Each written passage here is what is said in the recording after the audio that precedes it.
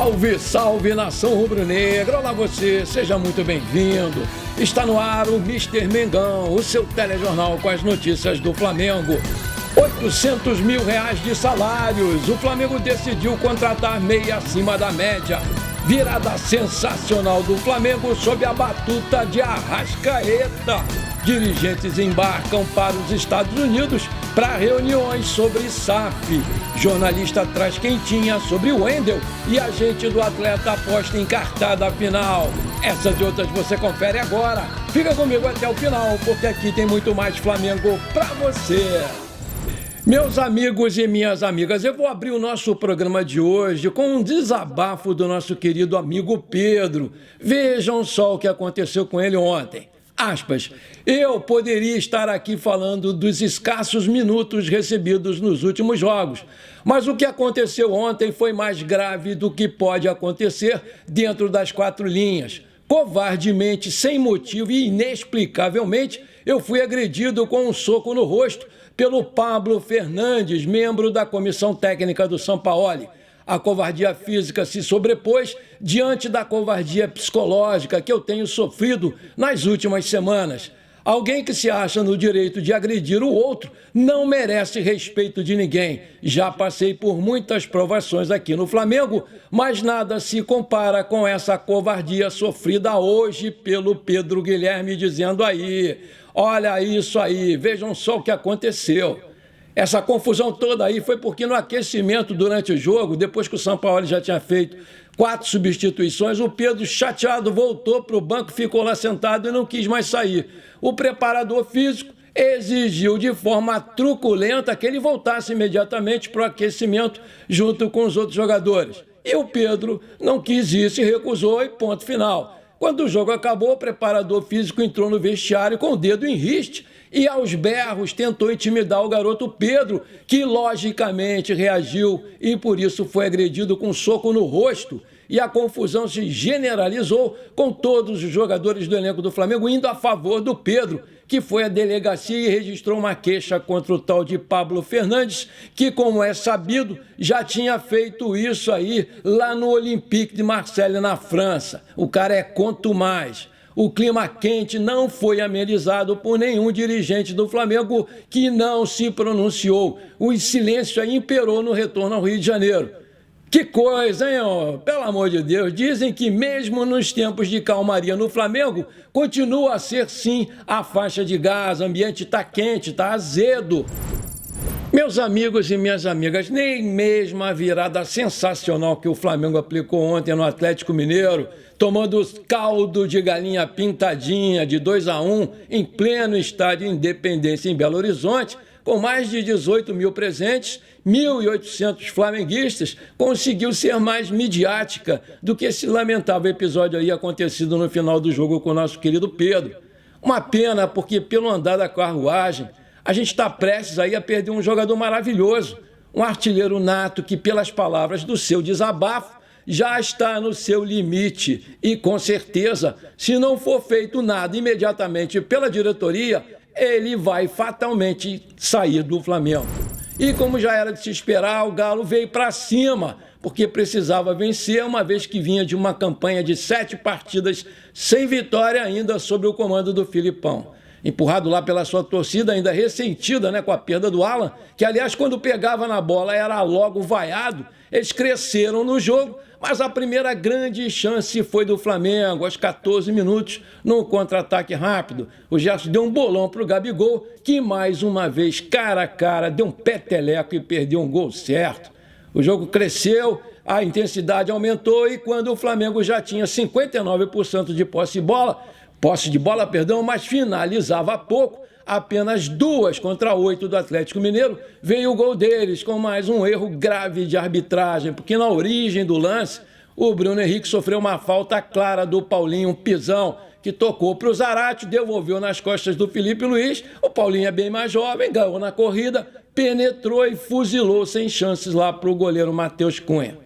Aí veio o segundo tempo. E as coisas aí mudaram vertiginosamente para o Flamengo, porque o Léo Pereira saiu machucado mais uma vez e no seu lugar entrou o Pablo. E ele, o nosso craque Arrascaeta, entrou no lugar do Everton Ribeiro e acabou com o jogo, destruiu. Enquanto o Matheus Cunha continuava a fazer grandes defesas importantes, o time cresceu e numa falta sofrida pelo próprio debochado aos 33 minutos, ele mesmo foi lá, bateu magistralmente, fez um golaço numa bomba no canto esquerdo do goleiro. Lembrando que o último gol foi de falta aí do Flamengo, foi 1 ano e meio atrás, né? E foi o próprio Arrascaeta que fez contra o Nova Iguaçu, porém, colocado. Esse golaço aí decretou um empate no jogo. E logo em seguida, aos 42, o debochado novamente deu um bolão para o Wesley, que penetrou e de cavadinha fez um golaço na virada do Flamengo por 2-1. A partir daí, né, o Flamengo administrou o jogo e saiu com os 3 pontos e com a vice-liderança do Brasileirão debaixo do braço. Pessoal, eu sei muito bem que o Flamengo não fez uma excelente partida, mas o que importa para mim são os 3 pontos e a manutenção de 9 jogos sem perder, e essa vitória foi em cima de um dos melhores elencos do Brasil e foi na casa deles. Eu vibrei muito com o resultado e senti uma postura diferente dos jogadores, principalmente no segundo tempo. Mesmo com os caras tendo chutado quase 30 vezes contra 5 vezes do nosso time. Acontece que o nosso time foi letal nas finalizações, apenas 5 no jogo todo e eficaz no jogo, apesar de achar que eles continuam com aquela velha mania de querer entrar com bola e tudo, né? Os caras não chutam de fora da área nem por um decreto. São Paulo tem que treinar isso.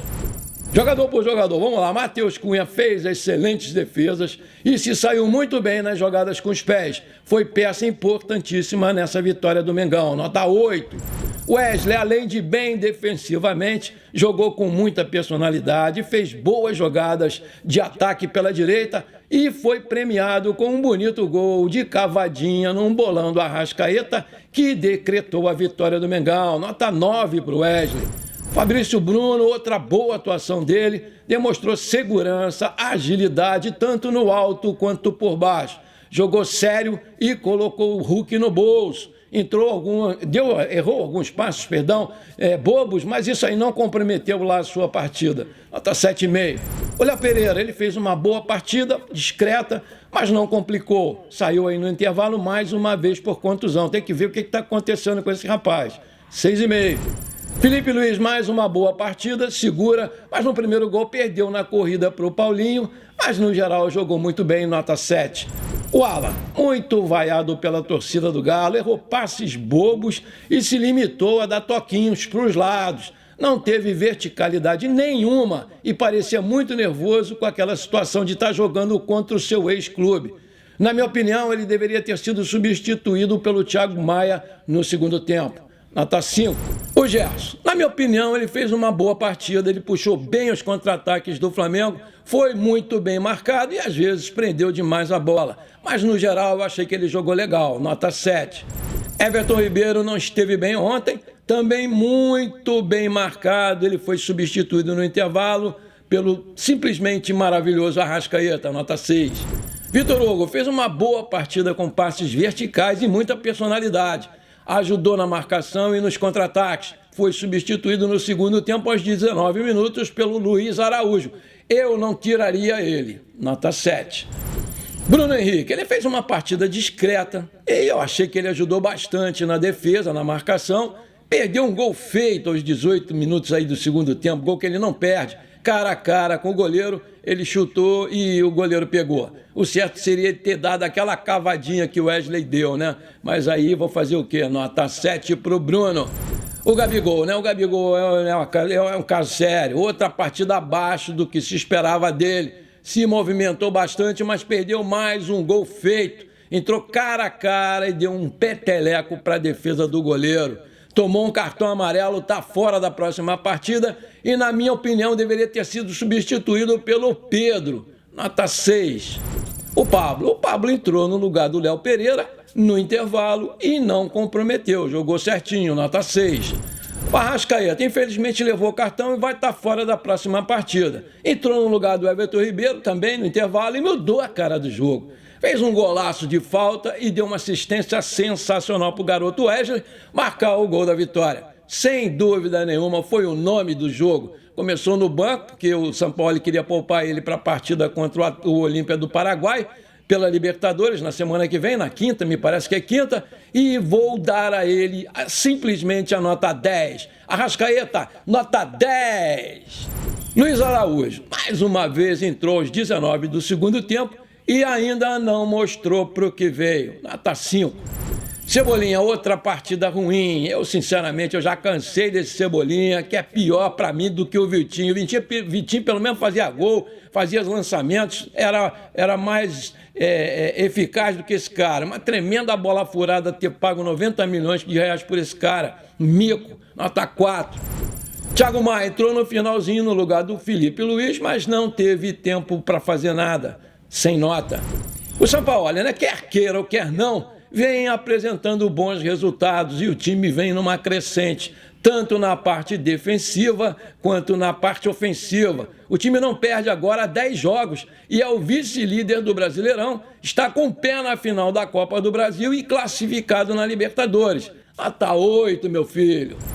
E para o nosso time que teve garra, resiliência, sabedoria e principalmente muita disposição, eu vou dar nota 8 pela virada sensacional em cima de um rival fortíssimo que jogava em casa diante da sua torcida.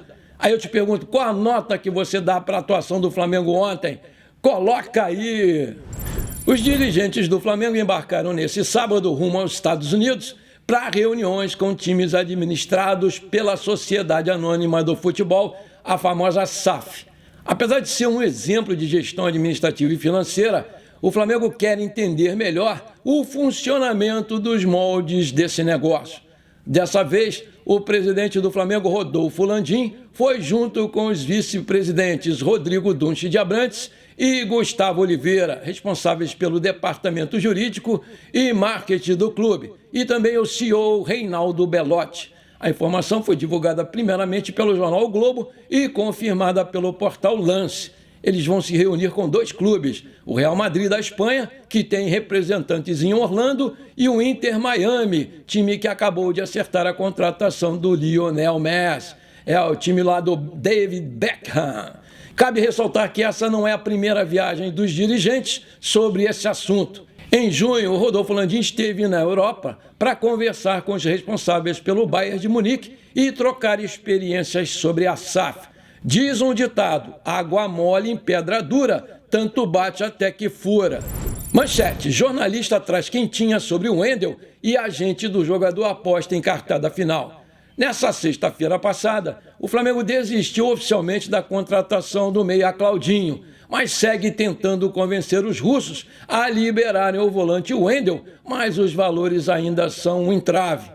Vale frisar, que o Zenit quer algo em torno de 20 milhões de euros para negociar o jogador, valor considerado altíssimo pelo Flamengo, mas há 3 dias do final da janela, do fechamento da janela, o negócio ainda não está descartado, embora tenha esfriado um pouco nas últimas horas. E de acordo com informações publicadas nesse sábado pelo jornalista Vene Casagrande, ainda resta uma esperança. Isso porque, segundo o jornalista, o agente do jogador teve mais uma rodada de reunião definitiva com os russos ontem.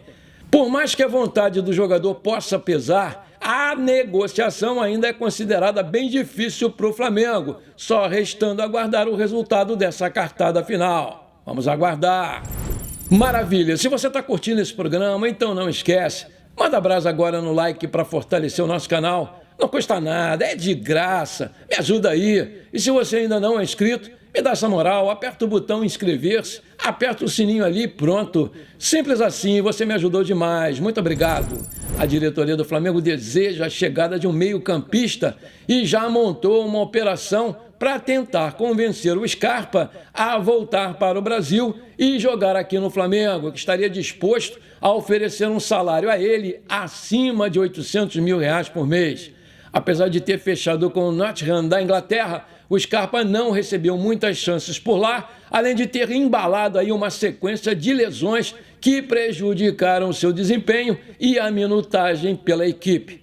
Apesar de contar com Scarpa para a temporada 23-24, não está descartado dos planos do clube inglês uma possível venda ou até mesmo um empréstimo do jogador. De acordo com informações do Portal Gol, o time inglês topa vender o jogador de 29 anos por uma quantia entre 7 a 8 milhões de euros, 36 a 41 milhões de reais na cotação atual. O Flamengo ainda não desistiu de convencer o jogador a reforçar o seu elenco, já que o único impasse para o avanço das negociações é o próprio desejo do Scarpa de permanecer na Inglaterra e provar o seu valor na Premier League. Aí eu pergunto, você acredita mesmo que o Scarpa possa vir para o Flamengo? Coloca aí. Bom, por enquanto foi isso. Eu espero que você tenha gostado do nosso programa de hoje. Não esqueça de deixar aquele like maneiro, de comentar e de compartilhar com seus amigos e parentes flamenguistas, porque isso aí com certeza vai ajudar demais o nosso crescimento no YouTube. Um forte abraço para você que ficou comigo até aqui. Muito obrigado. Pra cima deles, Mengão. Parabéns pela excelente virada ontem.